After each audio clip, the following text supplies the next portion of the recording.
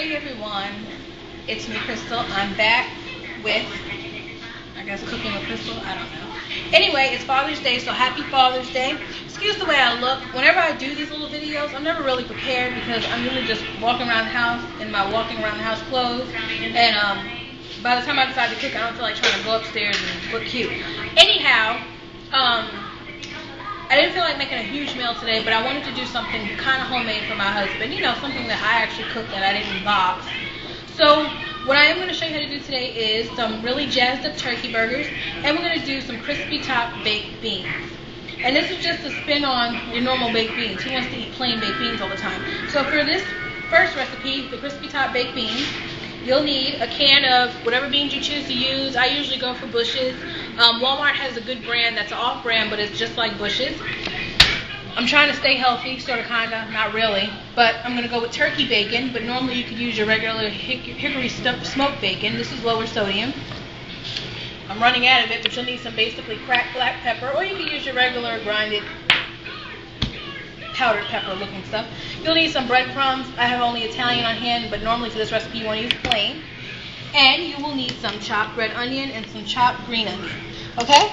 So, now, for starters, we're going to start by putting our bacon. Normally, I wouldn't put oil in the pan, only because turkey bacon tends to be a little drier, and by putting oil in the pan, and all I did was put a little olive oil for this particular recipe. So what I'm going to do is I'm going to let my bacon brown, and just as soon as I'm done, you'll see what happens next. As you can see, some of my vegetables fell in there, but whatever. So I'll be back.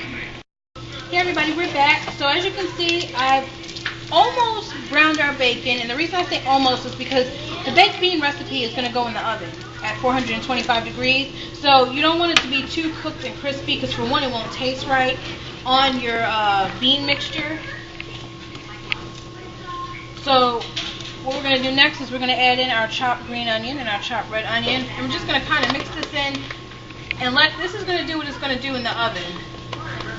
So we don't really need to saute it. Normally I would saute it down until it was tender and soft. You don't have to do that. We are going to put it back on the heat for just a minute. And honestly, let me tell you people something. I'm talking about you people who can't stand onions. And I can talk crap because my husband doesn't care for them.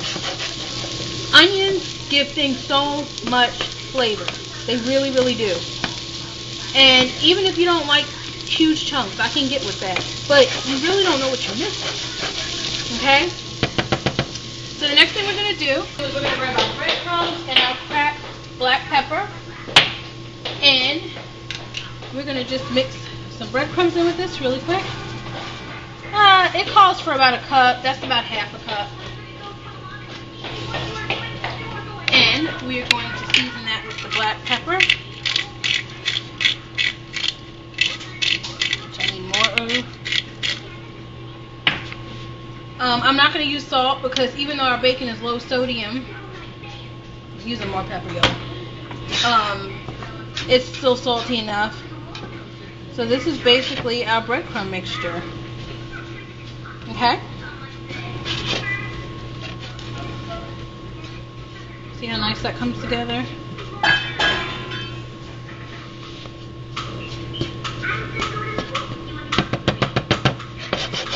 Alright, and just kind of let that come together in your pan just a little bit.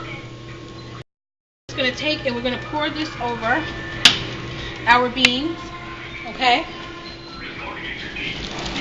And mind you, the beans I used they already have molasses in them, they already have brown sugar. This is just a different spin when you want to do something different. And you're just going to place this, you're going to place this on the top of your beans. And you're going to bake it for about 15 minutes,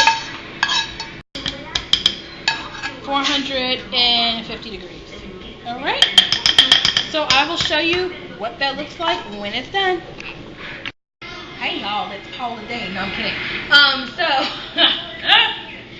Right now we're going to do our turkey burgers, jazzed up burgers. And I know a lot of people actually these days have been getting into eating turkey. You know, ground turkey.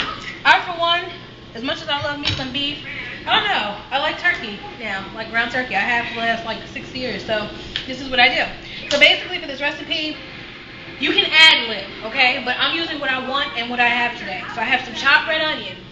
Keep that in the house. I keep green onion in the house. I have some green onions.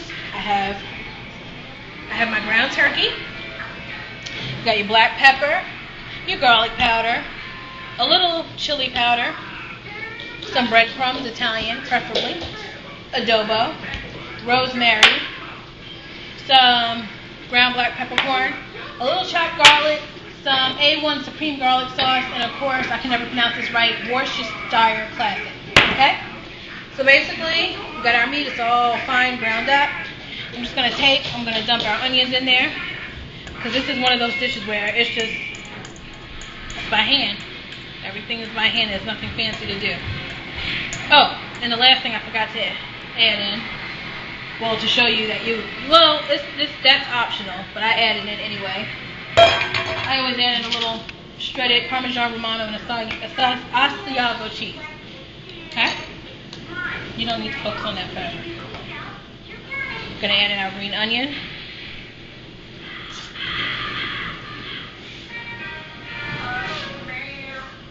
Okay. We're going to add in, still got a little in my hand, add in some pepper. I prefer cracked ground black pepper, but I sort of kind of almost ran out and I don't feel like trying to scramble with it, so I'm not. The garlic powder. You know, and I have a couple of friends who be like, wow, I have one friend, she's a really good cook. She's like, girl, you always putting a whole bunch of extra stuff in your food. But the thing about it is, if you notice, I don't cook, this is the chili powder I'm putting in right now. I don't cook with a lot of salt, ever. So I feel like I can substitute, adobo can be a little salty, you have to be careful with that. So I don't use a lot. Adobo is a Spanish seasoning. But I feel like I can use a lot of other things just because I don't use a lot of salt. Here's your rosemary sprigs. As I've said in previous recipes, rosemary is the bomb. Now the other way, the simple way, if you want to make some flavorful burgers without going through all this hassle, is just to get, the Lipton onion packets. Why am I doing that? Okay, I'm going to mix some breadcrumbs in. About a palmful.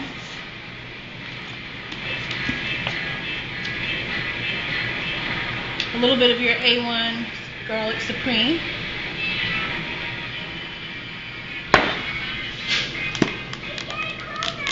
Some of your cheese. You can do an egg. I don't do eggs all the time. I mean, this ain't a meatloaf, you know. A little Worcestershire. Worcestershire can be a little salty too, so that's another reason why you don't need a lot of salt. And, of course, my infamous chopped garlic, which I think should be part of any recipe. Okay? Now, I'm just going to take it and we're going to get it together with our hands. And while I do this, I'll be right back. So we're back and I've added all my seasonings. So now we're going to take probably about an inside palmful size of the meat and we're going to just mold our burgers. And the best way I learned from one of the best, Rachel Ray, is to start it like it's going to be a big, big, huge meatball, like that. You kind of just do your dip and just mold it around. That's if you want a huge burger. Some people want, a flat burger, but today I'm just doing these for me and my husband. But if you want to get it with a nice, crisp outside coating, you can even start them on the stove and finish them up in the oven. Yep, and pretty much out of 1 pack of ground turkey, I got 4 nice-sized burgers. So we'll be right back. So I've begun to add my burgers to the top of the stove. Now I have put a little olive oil in the pan because, like I said, and as you should know, turkey burgers they're very lean, so they don't produce the kind of oil that regular ground beef would, or not very lean ground beef would. So I'm gonna let these brown and get all cooked up, and just as soon as they're done, I will be right back.